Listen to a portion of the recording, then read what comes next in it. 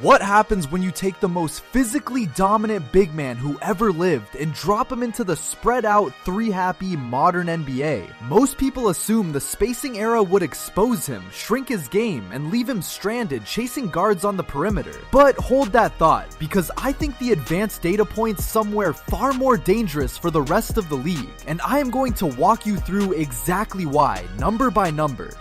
First, the ground rules. I built an era translator model that holds his real production constant, then adjusts for modern pace, floor spacing, and the rule changes that reshaped how defenses guard the paint. Every hard number you see tonight is verified from the record book. Every forecast is clearly labeled as my read, never as fact. So separate the two as we go, and you will see exactly where the data ends and my projection begins.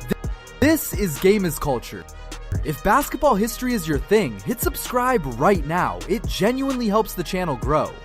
Start with the peak. In the 1999 to 2000 season, Shaq won MVP, the championship, and Finals MVP in the same year. He averaged 29.7 points, 13.6 rebounds, and 3 blocks across 79 games, shooting 57.4% from the field. Those are not just good numbers. Those are the numbers of a man bending an entire league around himself, possession after possession, with no answer in sight. Now look at how he actually scored. His shot diet was almost entirely at the rim and in the post, with a tiny sliver of everything else. He basically never stepped outside the paint, and he never needed to. In a modern league obsessed with the three-point line, that profile looks ancient and one-dimensional on paper. But watch closely, because that exact shape, the thing critics would mock, is about to become his single greatest superpower in this era. Here is the era gap, labeled strictly as a historical reference. In his 1990s and 2000s prime, teams launched far fewer threes and packed bodies into the lane. Modern teams now average roughly 35 plus attempts a game from deep. The result is a floor that is wide open in a way it simply never was during the years Shaq actually dominated. Fewer bodies inside means fewer hands trying to stop him. This is his profile in 6 dimensions. Finishing, strength, rim gravity, rebounding, and rim protection all sit right at the ceiling of what the game has ever measured. Only one axis falls off a cliff, and that is his free throw shooting. Remember that single low bar, because it becomes the whole ball game near the very end of this video. Here is his real shot profile mapped onto the floor. Everything clusters tight at the rim and across the low post. No threes, almost nothing from mid-range, just relentless work inside. For most players, that lack of range would be a glaring weakness in today's game. But for a 400-pound freight train, living at the rim is a feature, not a flaw. Those rim attempts are the most efficient shots in basketball, and he took almost nothing else. Now my projected modern zones, and this is where the contrarian case begins. With defensive 3 seconds in force, no defense can park a permanent wall in the lane anymore. So my read is simple. His rim efficiency, already elite at 58% for his career, actually climbs. The paint he would attack today is emptier than any version he ever faced. Defenders have to respect shooters spaced out to the corners, and that pulls help away from him. Quick pause. If you are enjoying this breakdown, subscribing right now is the single biggest thing you can do for us. Here is the one real crack in the armor. His career free throw mark sits at 52.7%, far below the modern league average.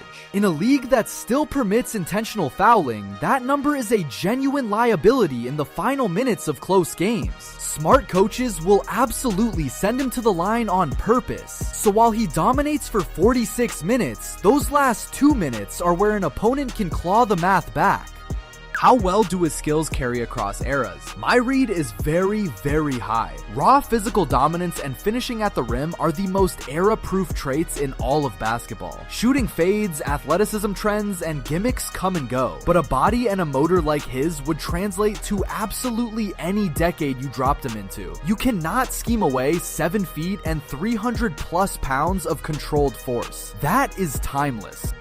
Let me weigh it directly side by side. The modern game clearly helps him in some ways and clearly hurts him in others. Wide spacing and the 3 seconds rule help enormously, freeing the lane he was born to live in. But switch-heavy pick-and-roll defense and the legal hack tactic are the two real headaches he would have to survive. So the question is not whether he scores, it is whether the late-game math and the defensive coverages can ever catch up.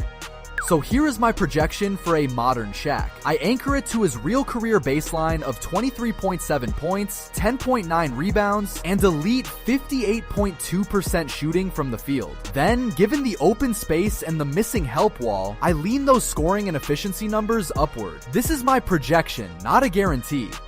For context, here is the actual career arc the model draws from. It runs from his dominant individual peak through a three-peat championship run all the way to a Hall of Fame finish. In total, he scored 28,596 points across 1,207 games. That is the raw foundation every projection in this video sits on.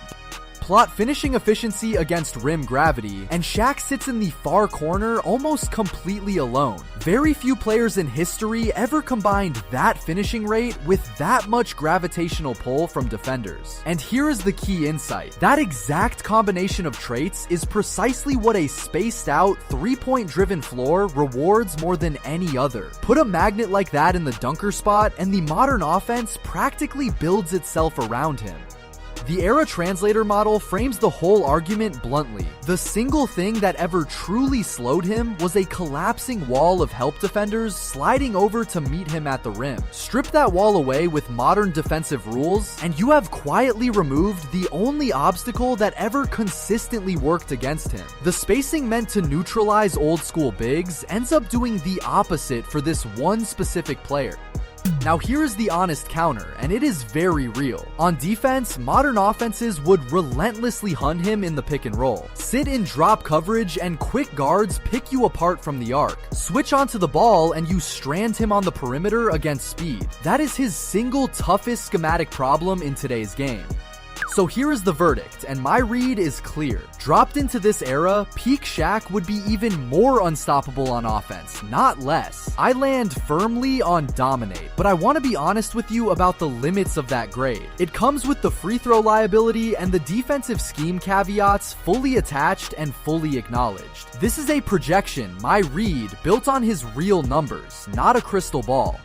So where could my model actually be wrong? Maybe modern conditioning and small ball lineups would force him to the bench in crunch time when teams downsize and run. Maybe the hack tactic costs his team more possessions than I am projecting across a full playoff series. Drop a comment and tell me exactly where you think the read breaks down. I genuinely want to hear the strongest version of the pushback. We are so close to 1,000 subs, so subscribe to stay up to date.